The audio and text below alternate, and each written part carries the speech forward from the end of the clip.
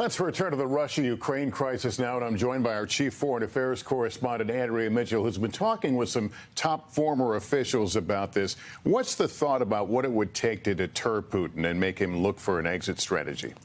Lester, in one word, deterrence. What the former national security official said is that they have to do exactly what Biden tried to do in his speech yesterday, drive home the costs to Russia if Putin invades. We should be communicating to individuals in Moscow that life is going to be very, very tough for you if you go into Ukraine. You may be able to get all the way to the Dnieper or all the way. You might even push the government out of Kiev. But at the end of the day, we're going to make life hell for you if that is the case. But then we have the question of if an insurgency arises, what is the role of the United States and NATO? And I would argue that the United States should undertake to support that insurgency. I can't emphasize the importance of energy sanctions.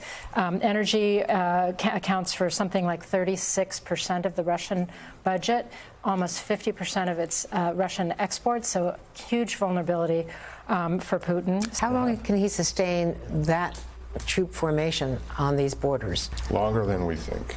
That's been my take on him for a long time. We apply Western metrics to an individual like him, and we say the economy's going to go south, the demographics are bad. He can't keep doing this. Longer than we think, not forever for sure, but I think it would be foolish to think he couldn't sustain it for a significant period of time. Some fascinating insight there. So what happens if the U.S. hits Russia with sanctions? Well, exactly. He would retaliate. He would retaliate against us.